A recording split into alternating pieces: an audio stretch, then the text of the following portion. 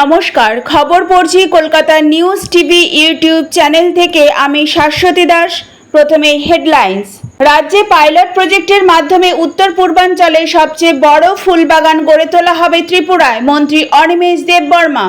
10 দফা দাবির ভিত্তিতে মঙ্গলবার জেলা শাসকের কাছে স্মারকলিপি জমা দিলেন মধুক্রান্তি বি ফার্মেসি ওয়েলফেয়ার সোসাইটির সদস্যরা। মুখ্যমন্ত্রী, আপনি কৃপা করে কোনো গুরুত্বপূর্ণ দপ্তর দিন, আমি ভালো করেই চালাবো। বনমন্ত্রী।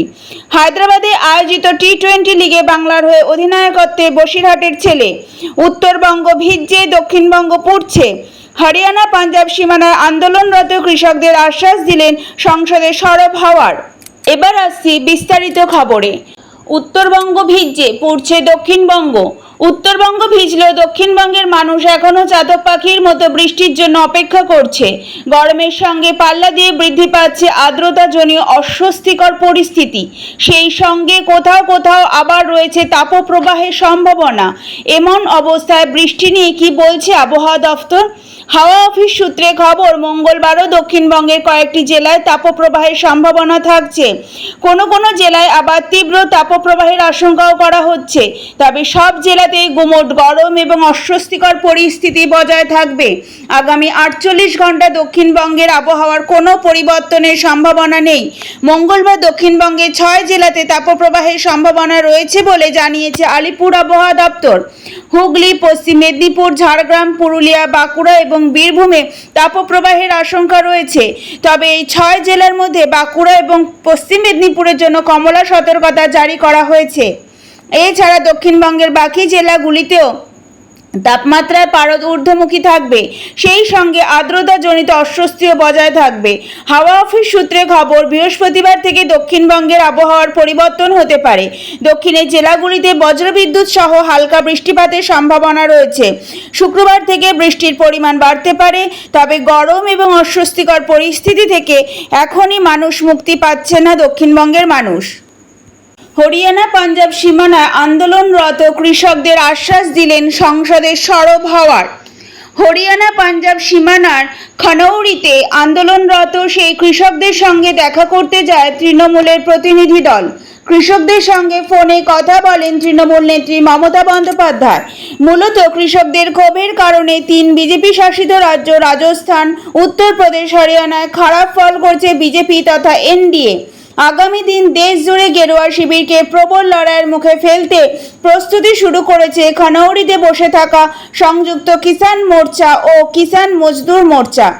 নরেন্দ্র মোদী সরকার ও বিরোধী ওই আন্দোলনকে সমর্থনের বার্তা দিতে আজ তৃণমূলের রাজ্যসভার দলনেতা ডেরেক ও ব্রায়ানের নেতৃত্বে 5 সংসদের একটি দল খনৌরি যায়। এলাকাটি ঘুরে দেখেন তারা। পরে আন্দোলনরত কৃষকদের সঙ্গে ফোনে কথা বলিয়ে দেন ডেরেক। কৃষকদের উদ্দেশ্যে মমতা বলেন, শত অত্যাচার সত্ত্বেও আপনারা লড়াই করে যাচ্ছেন, নিজেদের জায়গা থেকে নড়েননি। আমাদের 42 জন সাংসদ নিয়ে, তাই আপনাদের সঙ্গে কাঁধে কাঁধ মিলিয়ে লড়াই করতে চাই। আপনাদের যা চাহিদা রয়েছে তা আমাকে জানাতে পারেন। যদিও আমাদের সরকার আসেনি, কিন্তু চাহিদা পূরণ করার চেষ্টা করব। এরপরেই মমতা কৃষকদের আশ্বাস দিয়ে বলেন, এই সরকার গড়বড় সরকার, নড়বড়ে সরকার। আপনারা আন্দোলন জারি রাখুন, দরকার হলে আমরাও যাব। কৃষকদের ওই 2টি সংগঠন যৌথ বিবৃতি দিয়ে দাবি করেছে, অবিলম্বে ফসলের ন্যূনতম সহায়ক মূল্য চালু করা ছাড়াও স্বামীনাথন কমিশনের রিপোর্ট অনুযায়ী ফসলের দাম স্থির করতে হবে। এছাড়া গ্রেফতার হওয়া কৃষকদের মুক্তি ও প্রবীণ কৃষক মজুরদের অবসরকালীন ভাতা দেওয়ার দাবি জানিয়েছে 2 সংগঠন। 10 দফা দাবির ভিত্তিতে মঙ্গলবার জেলা শাসকের কাছে স্মারকলিপি জমা দিলেন মধুক্রান্তি বি ফার্মার্স ওয়েলফেয়ার সোসাইটির সদস্যরা।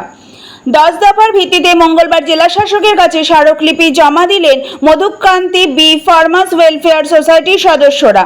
সংগঠনের রাজ্য কমিটির পক্ষ থেকে দাবি দেওয়া নিয়ে বিক্ষোভ দেখান তারা। জেলা শাসকের মাধ্যমে সংগঠনের সদস্যরা প্রধানমন্ত্রী এবং এ রাজ্যের মুখ্যমন্ত্রীর কাছে তাদের দাবি দেওয়া পূরণের আবেদন জানিয়েছেন। সংগঠনের রাজ্য কমিটির সভাপতি উৎপল দত্ত বলেন, বাজারে নামী কোম্পানির মধু 5 থেকে 600 টাকা কিলো দরে বিক্রি হচ্ছে, অথচ মৌমাছি পালকরা খাঁটি মধু বিক্রি করতে সমস্যার সম্মুখীন হচ্ছেন। ফলে জীবন জীবিকায় টান ধরেছে মৌমাছি পালকদের। সমস্যা সমাধানের জন্য জেলা শাসকের কাছে এদিন আমরা স্মারকলিপি জমা দিয়েছি। মুখ্যমন্ত্রী, আপনি কৃপা করে কোনো গুরুত্বপূর্ণ দপ্তর দিন, আমি ভালো করেই চালাবো। বনমন্ত্রী। লোকসভা নির্বাচন শেষ হতে নিজের দপ্তরগুলি নিয়ে আবারও সুর চড়ালেন বনমন্ত্রী অনিমেষ দেব শর্মা। তিনি মঙ্গলবার সচিবালয়ে সাংবাদিক সম্মেলনে এক সাংবাদিকের প্রশ্নের উত্তরে তিনি তীব্র অসন্তুষ্ট ব্যক্ত করে বলেন, তাকে দায়িত্ব সামলাতে যে দপ্তরগুলি দেওয়া হয়েছে সেগুলি হলো প্রিন্টিং এবং স্টেশন, সায়েন্স অ্যান্ড টেকনোলজি ও বন দপ্তর। বন দপ্তরে ঠিক আছে, এছাড়া যে দপ্তরগুলি তাকে দেওয়া হয়েছে তার জন্য তিনি সন্তুষ্ট নন। মুখ্যমন্ত্রীর সাথে দেখা করে খোলাখুলি বলা হয়েছে, 22 বছর পিছিয়ে পড়া মানুষের জন্য রাজনীতি জীবনে আছি। কখনো জল খেলাম, কখনো ঘোলা জল খেলাম, আবার কখনো ঠান্ডা জল খেয়ে রাজনীতি করলাম। তাই আমাকে কিছু ভালো দপ্তর দিন, যাতে ওই পিছিয়ে পড়া মানুষের জন্য এখন কাজ করতে পারি। কিন্তু গুরুত্বপূর্ণ কোনো দপ্তর দেওয়া হয়নি। দেশে নতুন করে আবার প্রতিষ্ঠিত হয়েছে এনডিএ সরকার। শপথ গ্রহণ করেছেন কেন্দ্রীয় স্বরাষ্ট্রমন্ত্রী হিসাবে অমিত শাহ। ওনাকে যখন দিল্লিতে শুভেচ্ছা জানাতে যাব, তখন আবার এই বিষয়টি ওনার কাছে তুলে ধরব। কারণ 22 বছর রাজনীতি করে প্রিন্টিং এবং স্টেশন, সায়েন্স অ্যান্ড টেকনোলজি দপ্তর পুরোপুরিভাবে ওনার জন্য গুরুত্বহীন বলে তিনি দাবি করেন। আরও বলেন, কেউ কেউ 5 বছর রাজনীতি করে বর্তমানে গুরুত্বপূর্ণ দপ্তরে মন্ত্রিত্ব পেয়ে দায়িত্ব সামলেছেন। সুতরাং এই দপ্তরগুলি তার জন্য কোনোভাবেই সন্তুষ্ট হওয়ার মতো নয় বলে জানান মন্ত্রী, এবং প্রশ্ন তোলেন, এত বছর রাজনীতি করে কি পেয়েছেন তিনি। আরও বলেন, এডিসিতে বিভিন্ন দায়িত্ব পালন করে এবং বিরোধী দলনেতা হিসাবে তিনি রাজনীতিতে প্রশিক্ষণ নিয়েছেন। তাই মুখ্যমন্ত্রী, আপনি কৃপা করে কোনো গুরুত্বপূর্ণ দপ্তর দিন, আমি ভালো করেই চালাবো, একথা বলেন মন্ত্রী অনিমেষ দেব শর্মা। রাজ্যে পাইলট প্রজেক্টের মাধ্যমে উত্তর পূর্বাঞ্চলের সবচেয়ে বড় ফুলবাগান গড়ে তোলা হবে ত্রিপুরায়, মন্ত্রী অনিমেষ দেব শর্মা। অন্যান্য রাজ্যের একটি ফুলের বাগান গড়ে তোলা হবে ত্রিপুরা রাজ্যে। এই ফুলের বাগানটি উত্তর পূর্বাঞ্চলের মধ্যে সর্ববৃহৎ ফুলের বাগান হবে। এর জন্য জমি নির্ধারণ করা হয়ে গেছে। খোয়াই জেলার টাকচাইয়ার তুলসীঘরে ফরেস্ট রেঞ্জ গড়ে উঠবে এই ফুল বাগান।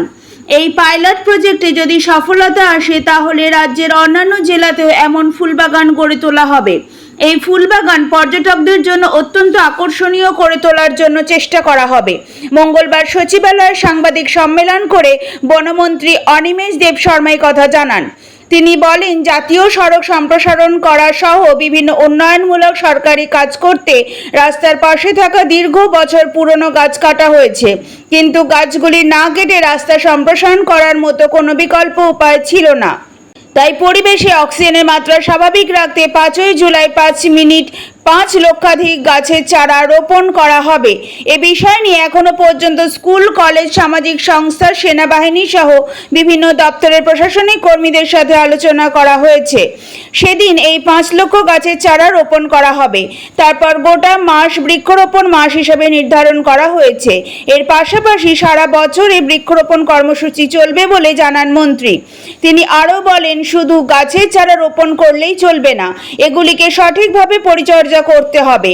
যেসব জাতীয় সড়ক সম্প্রসারণ হয়ে গেছে, সেসব জাতীয় সড়কের দুই পাশে প্রচুর পরিমাণে বৃক্ষরোপণ করার উদ্যোগ নেওয়া হয়েছে।